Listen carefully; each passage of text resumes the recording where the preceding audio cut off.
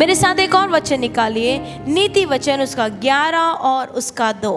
उसमें लिखा है, जब अभिमान होता तब अपमान भी होता है, परंतु नम्र लोगों में बुद्धि होती है। हालेलुया। तो जहां नम्रता है वहां परमेश्वर का बुद्धि होगा, लेकिन जहां पर घमंड है वहां पर बुद्धि कभी भी स्थान नहीं ले सकती। तो कोई भी व्यक्ति सीख कर नहीं निकलता, लेकिन वो अपने वातावरण में, अपने परिवार में सारे चीजें सीखता है। वैसे ही आप और मैं जब परमेश्वर में बढ़ते हैं, नम्रता हमारे जीवन में आना चाहिए। हालेलुया। क्यों? क्योंकि जहां पर घमंड है, आप वो व्यक्ति से कभी भी बात नहीं कर सकते। जहां घमंड होता है आप उसे सुधार नहीं सकते। जहां घमंड होता है परमेश्वर का आवाज वहां पर आ नहीं सकता। जहां घमंड होता है वहां पर परमेश्वर का प्रकाशन का पहचान नहीं होता है। जहां पर घमंड होता है परमेश्वर अपना कार्य नहीं कर पाता। कितने सारे उदाहरण आप और मैं देख सकते हैं। लूत और उसकी पत्नी भाग रहे थे, लेकिन लूत भाग रहा है, उसकी बेटी भाग रहे, लेकिन लूत की पत्नी कहती है कि नहीं प्रभु, मेरे पास मैंने सब कुछ कमाया है, मेरा सब कुछ वहां पर है, मैं थोड़ा पीछे भी देख लूं। उसकी पत्नी को कोई नहीं सिखा सकता, स्वर्गदूत भी नहीं सिखा पाया कि तुझे पीछे नहीं देखना है, तुझे सामने देखकर भागना है। वो क्या था? वो इंस्ट्रक्शन था, निर्देश था, जिसका तख्ती से पालन करना था। मतलब कैसा भी करो, पालन करो, कुछ भी करके भागो। तुम गिरो, तुम्हारा पैर टूट जाए, तुम्हारा हाथ टूट जाए, तब भी तुम पीछे। किसको बोला गया था? लूत, उसकी पत्नी और उसके 2 बेटियां। कुछ भी हो जाए पीछे नहीं देखना। लेकिन लूत की पत्नी के पास क्या था? ओ मेरे पास घर है, ओ मेरे पास जेवरात है, मैंने नहीं लिया। भाग तो रही है, लेकिन उसको कोई ये नहीं सिखा पाया कि तुझे जो बोला गया है उसका पालन करे। प्रियो, कई बार जीवन के स्थान में जब हम जीवन जी रहे हैं, ये जीवन के संसार में जब हम चल रहे हैं, हमारा एक अवधि जहां पर परमेश्वर काम करना चाहता है, कई बार हम पुराने तरीकों से ही जीवन जीना शुरू करते हैं, जबकि मुझे एक नया जीवन का तरीका को अपनाने की आवश्यकता है। हालेलुया। लूत सब कुछ करती थी होगी, लूत शायद बहुत अच्छी थी होगी, लेकिन उसका एक चीज उसके जीवन को वहीं पर तबाह कर दिया। शायद लूत भी कोई इतिहास को रच देती जब लूत सामने देखकर भागती। घमंड या अभिमान आपको और मुझे बुद्धि और सीखने के मन से वंचित रखता है। हालेलुया। आपने कहा, हमने कहा कि कोई भी माता के गर्भ से सीखकर बाहर नहीं आता है। हम स्कूल में सीखते हैं, हम अपने घर में सीखते हैं, हम कॉलेज में सीखते हैं, लेकिन उतना ही नहीं, आत्मिक जीवन में हम अपने मृत्यु तक सीखते हैं। कब तक? मृत्यु तक। बोलो, आत्मिक जीवन में हम मृत्यु तक सीखते हैं। लेकिन जिस क्षण मैं ये कहूँगी कि मुझे नहीं सीखना, मुझे नहीं सुनना, मुझे नहीं देखना, मुझे कोई बोल नहीं सकता, मुझे कोई बता नहीं सकता, परमेश्वर तो मुझे स्वप्न दे रहा है लेकिन मुझे नहीं करना, परमेश्वर वचन से बातचीत कर रहा है कलीसिया में लेकिन मुझे नहीं जीना। लूत की पत्नी को हम याद कर सकते हैं, क्योंकि हमारे पास इतना अभिमान, हमारे पास इतना घमंड भरा हुआ है छोटी छोटी चीज़ों के लिए, छोटे छोटे बातों के लिए, कि परमेश्वर का हम सुनते नहीं हैं, सीखते नहीं हैं। इसलिए कई बार हम उसके परिवर्तन और उसके महान कार्य को अपने जीवन में, अपने परिवार में देख नहीं पाते हैं। हालेलुया। क्योंकि नम्र व्यक्ति कहता है कि ओके, मैंने शायद वहाँ पर गलत किया, लेकिन ठीक है, मैं बेहतर क्या कर सकती हूँ। राइट। नम्रता परमेश्वर के आवाज को शायद मैं 10 साल से एक समान प्रार्थना करती होंगी, लेकिन परमेश्वर का आत्मा कहता है कि नहीं करिश्मा, जिस तरीके से तू प्रार्थना कर रही थी अब वो पुराना हो गया है, लेकिन अभी तुझे कुछ और करने की आवश्यकता है। लेकिन परमेश्वर, मैं तो ये प्रार्थना को सीखी हूँ, मैं तो 5000 लोगों को सिखाई हूँ, मैं तो हर यूथ को सिखाई हूँ, अब मैं कैसे बदल सकती हूँ? नहीं, वो घमंड है। अगर मैं अपने आप को पवित्र आत्मा में बदल नहीं सकती, मुझे बदलने की आवश्यकता है। अहम मुझे आगे की ओर नहीं लेके जाता, मुझे उन्नति में नहीं लेके जाता, लेकिन नम्रता परमेश्वर के बुद्धि को लेकर आता है और मैं कम समय में परमेश्वर के अधिक काम को देखने पाती हूँ। हालेलुया। अपने पड़ोसी को बोलो, घमंड अपमान को, नाश को, हानि को लेकर आता है, लेकिन नम्रता परमेश्वर के बुद्धि और उसके कार्यों को लेकर आता है। हालेलुया। देखो, कई बार ऐसे होता है कि जहाँ पर आप और मैं शायद अपने आप को ऊंचा देखते होंगे, या कई सारे स्थान हैं हमारे ज़िंदगी में जहाँ पर शायद आप ही मेन व्यक्ति होंगे, उसके बाद सारे लोग होंगे, आपके काम के स्थान में, आपके घर में, या फिर और किसी स्थान पर, आपके कुटुंब में। लेकिन हर स्थान में मैंने कहा, मुझे नहीं पता, मैंने फैमिली मीटिंग में कहा या फिर चर्च में या पास्टर्स कैंप में, लेकिन एक चीज़ मैं कहना चाहती हूँ कि हम संसारिक व्यक्ति नहीं हैं, हम आत्मिक व्यक्ति हैं। हमारा जो घड़ी है पवित्र आत्मा चलाता है, ओके। हमारा जो समय है पवित्र आत्मा चलाता है, क्योंकि हम कौन है? आत्मिक व्यक्ति हैं। हम ये संसार में जी रहे हैं, लेकिन संसार के लिए नहीं जी रहे हैं, हम ये संसार में परमेश्वर के लिए जी रहे हैं। इसलिए कई बार पवित्र आत्मा वो चीज़ों को करने बोलता है जो संसारिक नज़रों से मेरे लिए बहुत अपने आप को घटा देने जैसा स्थिति होगा, अपने आप को नीचा कर देने जैसा स्थिति होगा, लेकिन मैं एक्चुअली में नीचा नहीं किए जा रही। लेकिन जब मैं पवित्र आत्मा का पालन करती हूँ, वो चीज़ को करती हूँ, परमेश्वर के बुद्धि से मैं आत्मिक जीवन में और मजबूत बनते जाती हूँ। हालेलुया। घमंड क्या करता है? अपमान लाता है, हानि और नाश लाता है, लेकिन नम्रता क्या लाता है? बुद्धि लाता। अपने पड़ोसी को बोलो, नम्रता बुद्धि लाता है। अब मेरे साथ एक और वचन निकालिए, नीति वचन, उसका 16 और उसका 5। सब मनुष्य के घमंडियों में यहोवा घृणा करता है। मैं दृढ़ता से कहता हूं, ऐसे लोग निर्दोष ना ठहरेंगे। हालेलुया। ओके, मैं चाहती हूँ जोर से हालेलुया बोले एक बार और, हालेलुया।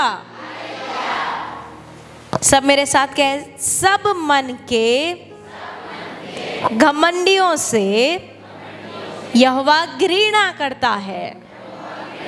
ओके, अब मैं चाहती हूँ सब ऊपर देखें, और जो कोई भी आपके पास में बैठा है, चाहे आपका परिवार का हो या आपका परिवार का नहीं हो, उसमें उंगली दिखा के बोलो, सब मन के घमंडियों से परमेश्वर घृणा करता है। परमेश्वर क्या करता है? यहाँ पर एक पाप के बारे में लिखा, वो है घमंड, और परमेश्वर कहता है कि ऐसे लोग जो घमंडी है निर्दोष नहीं ठहरेंगे। बड़े पाप छोड़ दो, बहुत महान पाप छोड़ दो, वचन कहता है घमंड जैसा पाप को भी मैं नहीं छोड़ूंगा।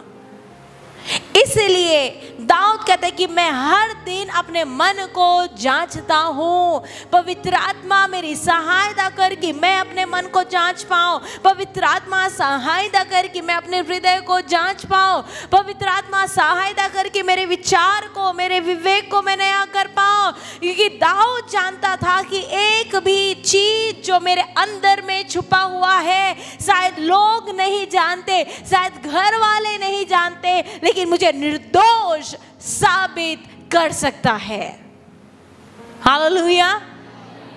हमें कहां पर जाना है? स्वर्ग। और परमेश्वर क्या करा? सब मन के घमंडियों से, मन के घमंडी, घमंड कहाँ रहता है? मन में। और बाइबल क्या कहता है? निर्दोष नहीं छोड़ो।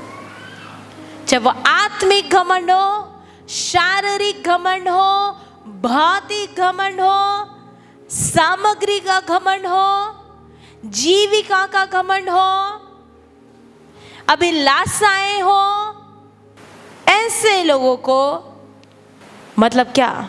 दोषी ठहराऊंगा।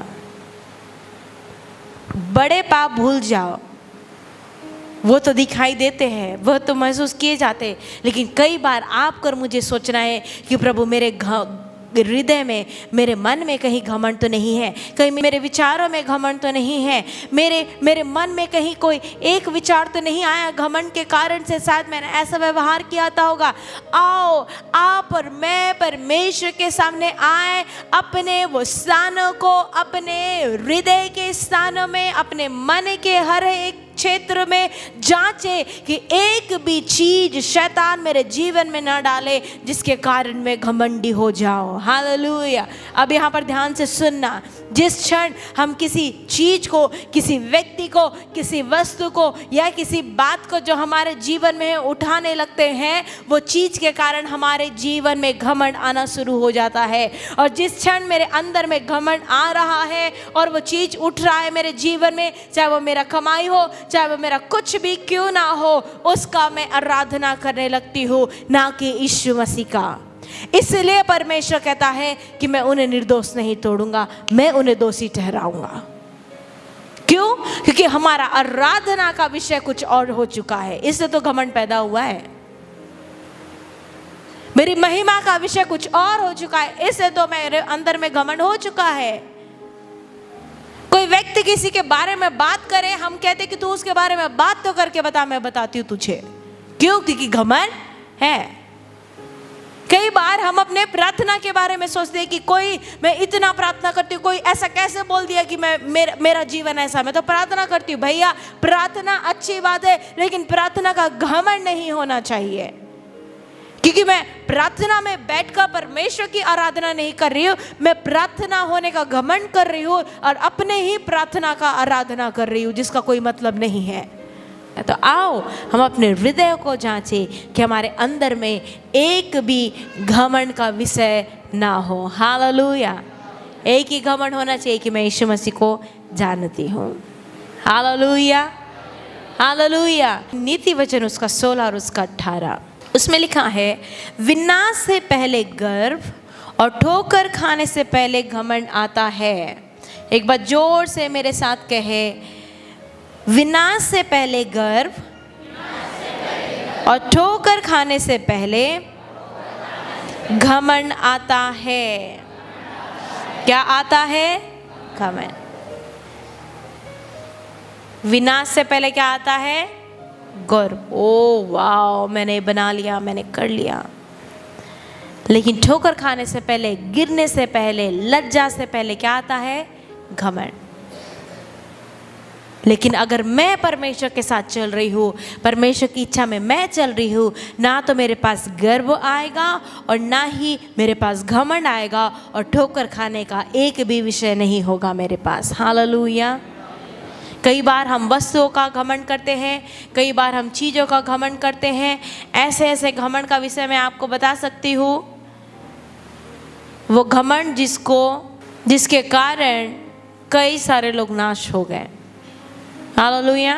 और सच में जब वो लोग ने कुछ अच्छी चीज़ें प्राप्त की, चाहे वो घर हो, चाहे वो नौकरी हो, चाहे वो पुरुष हो या स्त्री हो, जहाँ कहीं पर भी घमंड आया वहाँ सब कुछ नाश हो गया। कहाँ पत्नी, कहाँ पति, कहाँ बच्चे, कहाँ धन संपत्ति, ऐसे ऐसे भी चीज़ हम देखते हैं। नौकरी से पहले तो बहुत नम्र है, लेकिन जैसा नौकरी मिला वैसे ही वो कुछ और बन जाते हैं। नौकरी भी उनके हाथ से चले जाता है। आप खुद अपने आजू बाजू में ये गवाही को देखते होंगे। क्यों? क्योंकि वचन साफ कहता है, अगर मुझे बने रहना है, मुझे ध्यान देना है कि मेरे जीवन में कभी भी किसी भी चीज़ का गर्व नहीं होना चाहिए। एक ही चीज कि यीशु को जानती हूँ। हालेलुया। कभी भी मेरे जीवन में घमंड नहीं आना चाहिए, कभी भी मेरे जीवन में अहंकार नहीं आना चाहिए। अगर उस चीज़ में मैं जांचने में टिकूँ, मैंने इतने सारे लोगों से मिला लेकिन मैंने घमंड की बातें ना किया, परमेश्वर का धन्यवाद हो। कितने सारे लोग जाके अपने मंथ में बनाते कि मुझे ये राशन चाहिए, उसको टिक मारते हैं। मेरे बच्चे का फीस पटाना है, उसको टिक मारते हैं, है ना। बच्चे का बर्थडे आ रहा है तो उसके लिए कपड़ा खरीदना है। ओ परमेश्वर का धन्यवाद हो कि हम कपड़ा भी इस बार खरीद पाए। और फिर उससे ज़्यादा हुआ तो वो हम बच्चे का बर्थडे सेलिब्रेशन कर टिक मार दिए। ओके, हम टिक मारते हैं या नहीं मारते? अपने जीवन में होता है या नहीं होता है? वैसे ही हमारे जीवन में भी वो स्थान होना चाहिए जहाँ पर मैं कह सकती कि प्रभु मेरे पास कोई भी घमंड नहीं है, धन्यवाद। मेरे पास कोई भी गर्व नहीं है, धन्यवाद। मेरे पास कोई भी अहंकार नहीं है, धन्यवाद। शैतान कुछ भी करे वो मुझे गिरा नहीं सकता। हालेलुया। ध्यान से सुनना, जब मेरे पास घमंड का कोई भी स्थान नहीं रहेगा ना, शत्रु आपके धन संपत्ति को कभी नहीं छू सकता। गर्व का जब मेरे पास स्थान ही नहीं रहेगा कि ओ वाओ अब मैं तो डॉक्टर करिश्मा हो गई, कॉल मी doctor doctor doctor doctor. Special chair लगाओ, सफेद कपड़ा बिछा के लगाओ, भले उनके लिए मत बिछा, मेरे लिए बिछा। ऐसा नहीं नहीं नहीं, गर्व का स्थान नहीं है, शैतान कभी भी विनाश नहीं ला सकता। बाइबल क्या कहता है? विनाश से पहले क्या आता है? गर्व। ठोकर से पहले क्या आता है? घमंड। जब मैं अपने जीवन में गर्व को आने ही नहीं दे रही, घमंड को आने ही नहीं दे रही, क्या विनाश, क्या ठोकर, सामने में शत्रु लड़ जाए लेकिन मुझे कुछ नहीं होगा, क्योंकि मैंने अपने आत्मिक जीवन में, अपने परिवार में, अपने बच्चों में ये ध्यान दिया है कि उसमें घमंड नहीं आना चाहिए। बच्चे तुम कुछ भी कर लो, तुम डॉक्टर बन जाओ, वैज्ञानिक बन जाओ, तुम महल खड़ा करो, अंबानी को पीछे छोड़ दो, कुछ भी हो जाओ, गर्व नहीं आना चाहिए। क्यों? क्योंकि जहां गर्व आया 10 साल का मेहनत 1 सेकंड में विनाश का कारण बन जाएगा। जहां पर घमंड आया वहां पर आप और मैं जो पीढ़ी से नाश को नहीं देखे हैं वो घमंड करके दिखा देगा। चेतावनी भी है, जहां मेरे घर में गर्व नहीं है, घमंड नहीं है, हम कभी भी गिरेंगे नहीं और कभी भी हानि को नहीं उठाएंगे। लेकिन जहां गर्व और घमंड है वहां हानि भी होगा, वहां मृत्यु भी होगा, वहां नाश भी होगा, वहां पर विनाश भी होगा, क्योंकि इतिहास गवाह है। हनन्याह सफरिया, लूत की पत्नी, शाऊल राजा, सिमशोन और भी कई सारे लोग हैं। मूसा के समय में कौन थे जो भूमि पर निगल लिए गए? कौरव और दातान। एली के बच्चे, जिनको पता था हम तो एली याजक के बच्चे हैं, जो हम बोलते वो करो, लेकर आओ लेकर आओ। नहीं, जहां पर घमंड और गर्व है वहां नाश, वहां पर ठोकर, वहां पर अपमान, वहां पर मृत्यु, वहां पर हानि होगा। लेकिन क्योंकि परमेश्वर ने मेरे आंखों को खोल दिया है, मेरे समझ को खोल दिया है, मेरे अंदर में मैं आने नहीं दूंगी और शैतान तो किसी भी कोने से मुझे वार नहीं कर सकता। हालेलुया। सोचो, अय्यूब जो सबसे धनी और सबसे अच्छा व्यक्ति था उस जमाने में, सब कुछ था तब भी घमंड नहीं था, और जब सब कुछ नहीं था तब भी उसके पास कोई घमंड नहीं था। कभी एक बार उसने नहीं बोला कि मैं तुमसे अधिक धनी व्यक्ति था, इतिहास को देख लो। नहीं, वो कहता है कि परमेश्वर ने जब वो दिया तब ये भी मुझे दे सकता है, और क्यों ना मैं उसे प्राप्त करूं। इसलिए क्योंकि उसके पास घमंड का कोई भी स्थान नहीं था, गर्व का कोई भी निशान नहीं था। विपत्ति तो आया लेकिन विपत्ति उसे निगल नहीं पाया। कितने सारे लोग को समझ में आ रहा है? हालेलुया। इसलिए परमेश्वर क्या कहता है? 2 गुना मैं तुझे देता हूं। तो अपने जीवन में ये जांचने की आवश्यकता है कि मेरे जीवन में घमंड नहीं आना चाहिए, मेरे जीवन में गर्व नहीं आना चाहिए, मेरे जीवन में अहंकार नहीं आना चाहिए। प्रभु आज जब मैं बात कर रही थी अपने घर के बारे में, कहीं मैंने ऐसा तो नहीं किया कहा कि जिसमें मैं अपने आप को घमंडी शायद दिखा रही होंगी, नहीं। शायद जब मैं अपने एजुकेशन के बारे में बातचीत करी, परमेश्वर क्या मैंने ऐसा तो नहीं कहा कि मैं बहुत पढ़ी हूँ और वो लोग नहीं पढ़े, नहीं। ऑफ कोर्स शेयर करना चाहिए चीजें, लेकिन हमेशा पवित्र आत्मा के साथ बैठकर जांचना भी है कि मेरे हर एक विचार में परमेश्वर का वचन लागू होता है। हालेलुया। क्योंकि गर्व क्या को लेकर आता है? विनाश को। घमंड क्या को लेकर आता है?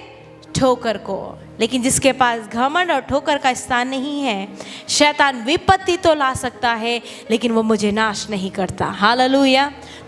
तो जब मेरे पास ये, मैं इसे चेकलिस्ट में रखी हूँ कि घमंड नहीं है, गर्व नहीं है, अहंकार नहीं है, मेरा मन श्राप है, मैं तो उसके सामने उसके लहू से निर्दोष हूँ। हालेलुया।